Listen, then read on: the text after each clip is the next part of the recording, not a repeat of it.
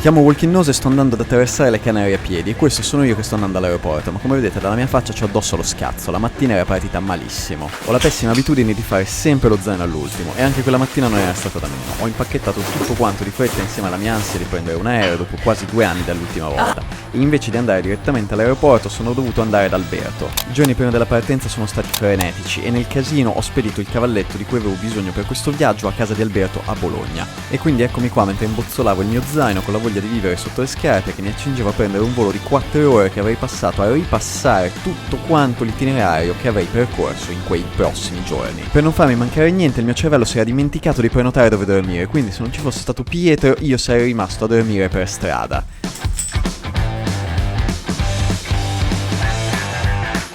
Ce l'ho fatta, sono finalmente arrivato ad Arrecife, sono con Pietro, un ragazzo italiano, il mio salvatore perché mi ha fatto trovare il posto dove dormire questa sera, altrimenti non l'avrei trovato e sarei rimasto qui a dormire al bordo del pontile.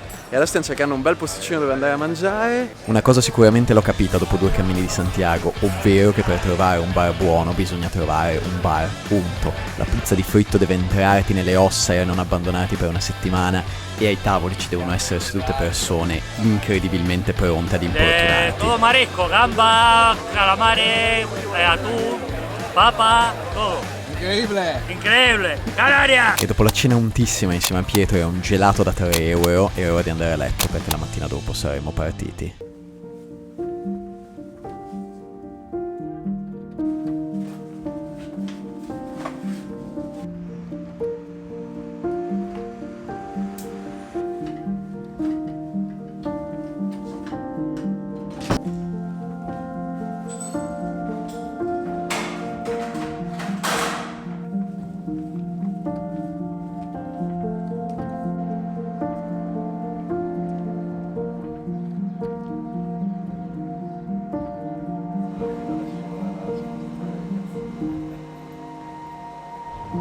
In quel momento, mentre ero in autobus, il mio cervello mi stava dicendo più o meno questo. Ale, che cazzo guardi fuori? Non ti spoilerare l'esterno, guarda giù, guarda il telefono, non guardare il paesaggio, non ti spoilerare niente.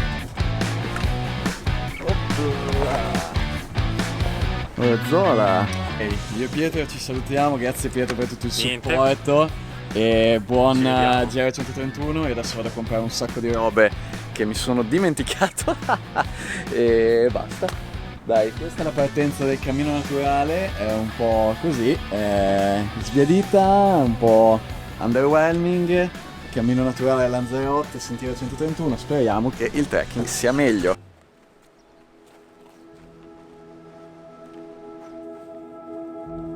Ammetto che mentre cercavo un posto dove fare un'inquadratura d'effetto per iniziare il trekking ho pensato che forse avevo fatto un po' lo stronzo con Pietro dicendogli che avrei voluto camminare da solo. Era tutto il giorno prima che ci pensavo, camminare da solo è sempre stata la mia dimensione e dopo mesi di trekking in compagnia di amici o altri camminatori avevo davvero bisogno di camminare solo con me stesso.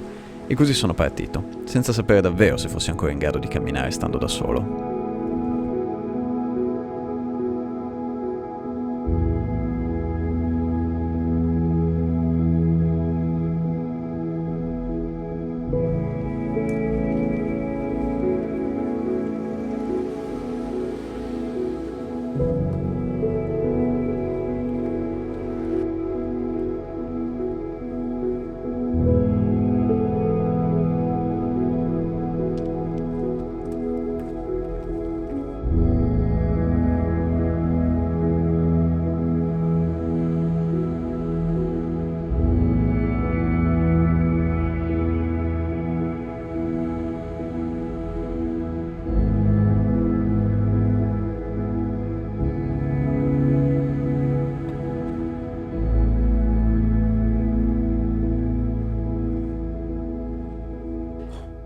Ed ora che mi sono infilato dentro una grotta senza nessun apparente motivo, è ora di spiegarvi cosa ci faccio esattamente alle Canarie. Ma prima facciamo un passo indietro. Che cosa sono queste isole Canarie? Immaginatevele un po' come i brufoli della crosta terrestre. Un bel giorno la crosta si sveglia e ha un hotspot di magma che lo affligge. Questa nel corso dei milioni di anni si sposta per vedere la deriva dei continenti, ma lui rimane lì imperterrito a far uscire magma che mano a mano crea nuove isole. È partito da Lanzarote e ora sto facendo eruttare la Cumbre Vieja alla Palma, dove, nonostante l'eruzione, non avevo assolutamente pianificato di andare, perché troppa sbatta con i traghetti, come del resto La Gomera ed El Hierro. Gran Canaria mi dava vibes orribili con le foto di palazzoni da sapore di abuso edilizio, quindi per esclusione rimanevano Lanzarote, Fuerteventura e Tenerife, che avrei attraversato da nord a sud. Era un po' un attimo la magia, gente, perché questa deviazione è stata fighissima. Il percorso stava iniziando a diventare un po' monotono, anche se sono quasi arrivato a un paese dove mi fermerò a pranzare, cioè a mangiare tutto quel po' di roba che mi sono portato dall'Italia. E niente, ho visto sulla carta che c'era la possibilità di vedere, no, non è vero, che c'era una grotta, non sapevo quanto grande, e mi sono trovato quella roba là. Deviazione assurda, bellissimo. Mi prefiggo di seguire di più un po' il mio istinto per le deviazioni e di magari esplorare maggiormente luoghi leggermente fuori sentiero.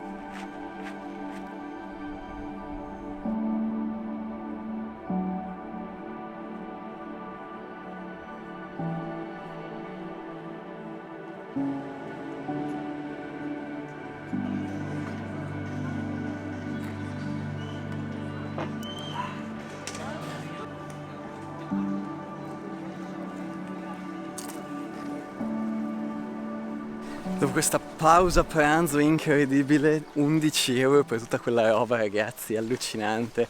Mi sembra di essere tornato sul cammino di Santiago, dove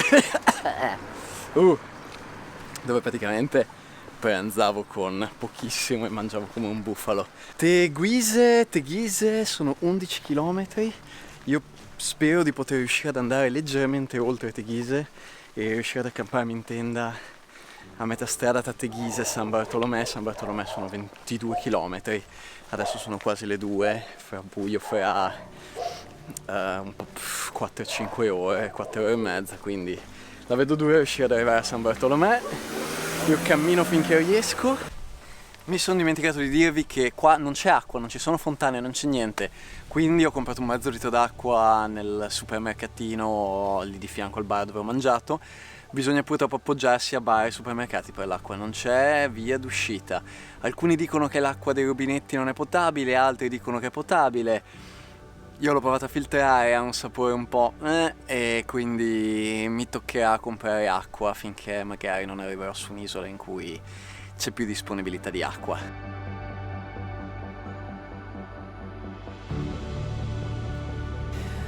Lo so, raga, che vi state aspettando un monologo interiore durante questa bellissima salita con questa bellissima vista, ma non è che ogni volta che cammino con la telecamera e mi fermo, la metto e la tolgo, la metto, devo fare un monologo interiore. In questo momento sto pensando che sto facendo una fatica del porco e anzi sto pensando: ma perché sto andando a esplorare queste grotte che magari cado, non c'è copertura telefonica, ma ammazzo e nessuno mi trova?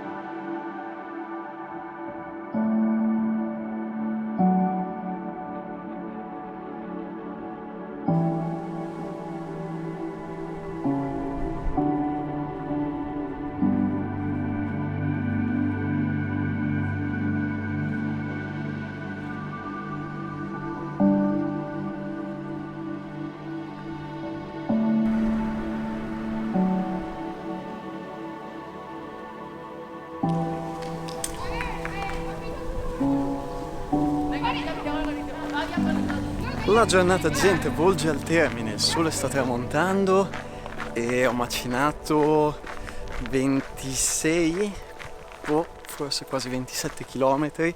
Comunque pensieri sparsi dalla giornata, all'inizio non mi stava piacendo moltissimo, ma dopo il picco, quello più alto, e la zona, diciamo, militare, madonna, è stato spaziale, veramente incredibile. Non ho parole per descrivere la vista, cioè mi ho fatto un'idea completamente sbagliata dell'isola.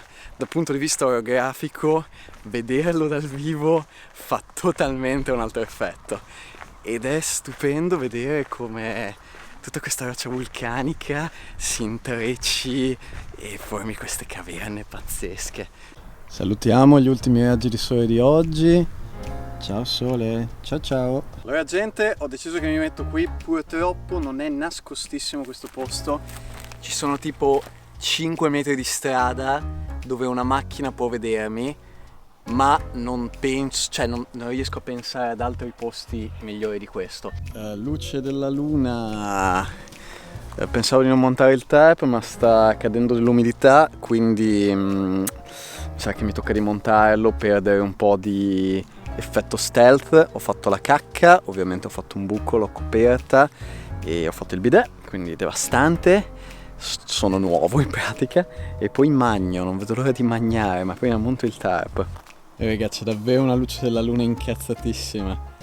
Non ho bisogno di accendere niente, ma voi non vedete niente. Allora gente, sono riuscito a fare un setup. Adesso mangio una cosa che ho comprato questa mattina, ovvero la mia droga sul Cammino di Santiago, i mejillones. Le cozze in scatola, ragazzi. Voi direte, ma che cavolo, che schifo stai facendo? Invece no, dovete diventare anche voi degli uomini e delle donne di cultura. Mejillones, panino dal pranzo di oggi, dal pranzo delirante, e niente, li caccio sopra e me li mangio.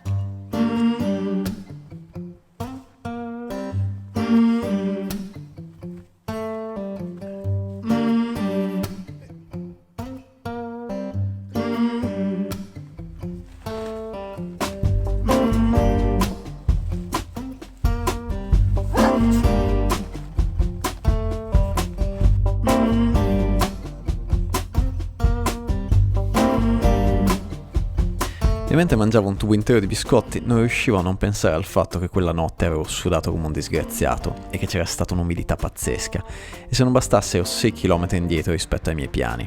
Mi sono sinceramente chiesto se fossi ancora in grado di fare tanti chilometri in un giorno, visto il chilometraggio del giorno precedente. Ho deciso però di affogare quei dubbi in un bicchiere di succo d'arancia.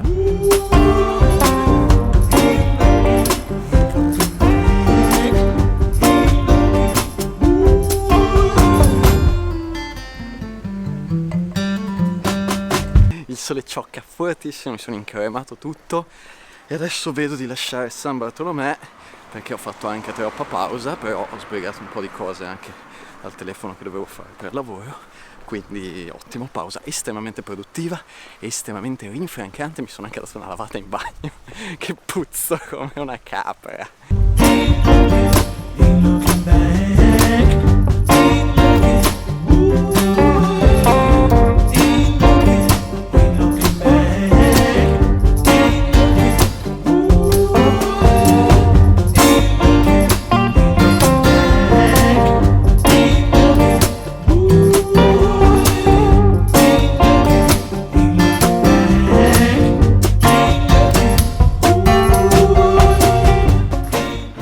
Che mi ritrovo il vecchio Pietro, che passo, mi è stato davanti tutto ieri e tutt'oggi. Approfitto di questo momento in cui il percorso fa veramente schifo per tracciare un pittoresco ritratto di Pietro di cui non vi ho ancora detto niente. Classe 1994 come me, ex ingegnere, ha lavorato in un rifugio della Val Codera, una valle arroccata sopra il lago di Lecco con un unico borgo raggiungibile solo a piedi. Non posso negare che mi abbia fatto venire una voglia incredibile di andarci.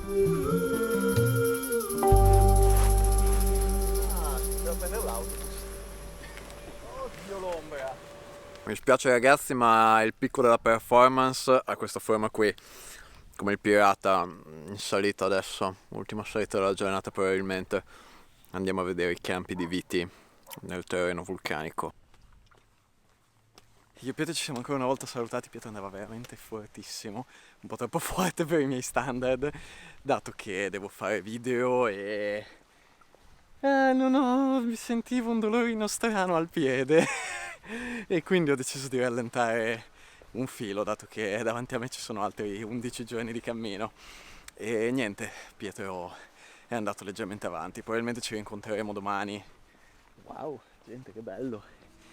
Probabilmente ci rincontreremo domani a Playa Blanca, perché domani mattina prendo il traghetto per andare a Fuerteventura.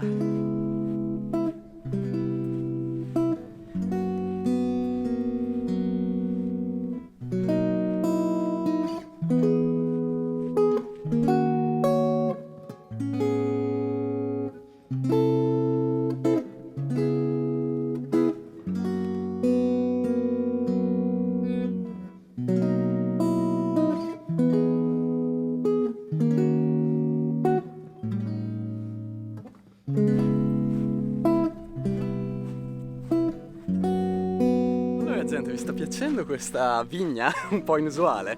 Come avete visto, questi qui è tutto un vigneto. Queste sono tutte vigne che vengono fatte crescere in questi buchi e protette dal vento da queste bellissime strutture a muretto. Mi sono impappinato.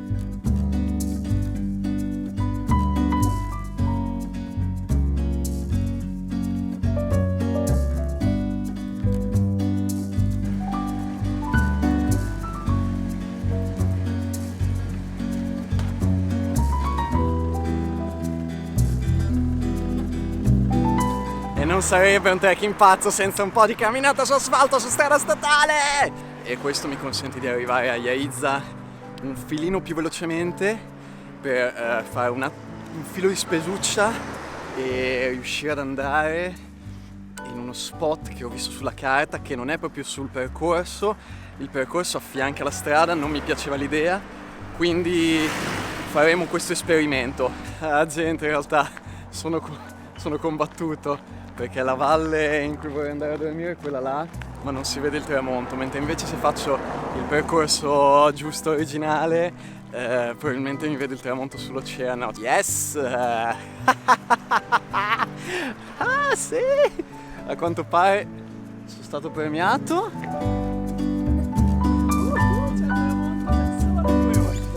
Mezz'ora il sole se ne va.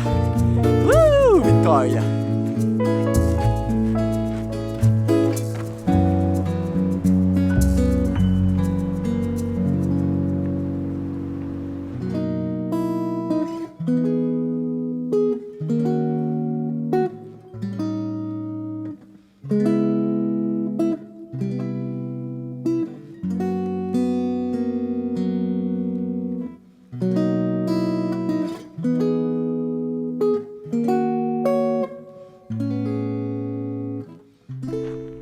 Hola signore, ma chi c'è qua? Un Pietro selvatico! Scalda assai. Porca vacca.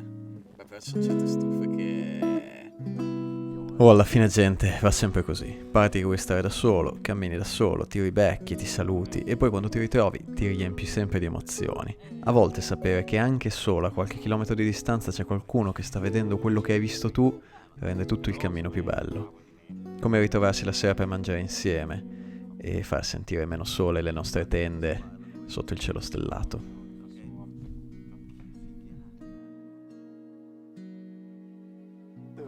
La sera che ho detto in tenda per fare la ferrata delle bocchette nel Brenta eravamo qui a San Lorenzo. Ma la bagace di ieri, pezzo, l'ho dimenticata. Devastante.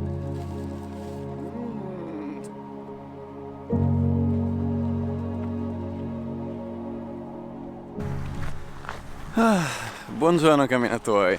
La notte è andata molto bene, nonostante la relativa vicinanza alla strada, le macchine a una certa hanno smesso di passare, perché chiaramente tutti quanti sono andati a letto come noi, la luna ha dato un po' fastidio, come al solito mi sveglio quelle 2 o 3 volte per girarmi, ma niente di che. Svegliato alle 5:30 con il mio corpo aveva intenzione di alzarsi, ma gli ho detto no, torna a letto, brutto bastardo. Svegliato alla fine alle 6:15, per le 7 avevo smontato tutto quanto e ho trovato una brioche che mi ero dimenticato di mangiare, cioè l'avevo lasciata lì per stamattina e wow, fantastico. Ultimi 10 km di Lanzarote, ragazzi, ultimi 10 km. Sembra di essere in giro da una settimana e oggi è la mattina del 3° giorno. I misteri del camminare, mi viene da dire.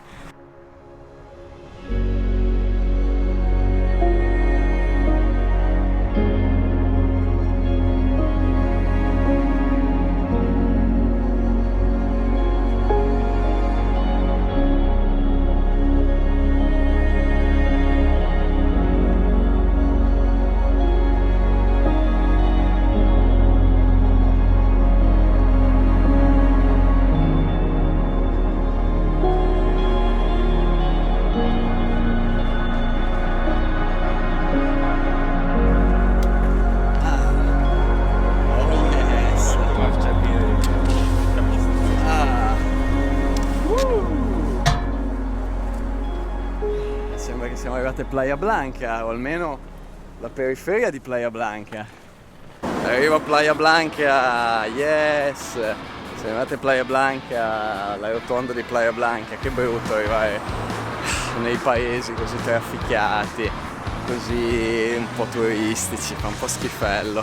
Ci buttiamo subito in un barettino per fare la seconda colazione che io sto svenendo, stiamo svenendo. Sto male. Ragazzi, per i vecchi iscritti del canale è tornato il cappellino rosso. Te lo ricordi il cappellino rosso, Pietro? Assolutamente. Allora sei iscritto da un bel po' di tempo, però devo andare in farmacia a prendere un po' di Voltaren in questo giro, ne ho bisogno. Vediamo gente se hanno il Radio Salil, la crema miracolosa spagnola. Il Radio Salil è tornato. Prima volta che lo acquisto. Ragazzi, come è iniziata con un cartello schifoso, finisce con un cartello schifoso. Sentite la croccantezza del cartello. Completamente sbiadito, mi sa che scriverò a chi gestisce sti cartelli perché fanno veramente cagare. Ho comprato un costumino perché adesso il trekking finirà nell'oceano, letteralmente, che altro è una scusa per lavarsi, che faccio schifo. Pietro si è già abituato a fare schifo. Per quanto non ti sei lavato a Fuerteventura? Sono lavato 2 volte su 6 giorni. Beh dai, onesto, anche troppo pulito in realtà. Addio amici, ci vediamo sulla prossima isola. Vado a nuoto sulla prossima isola. Adios.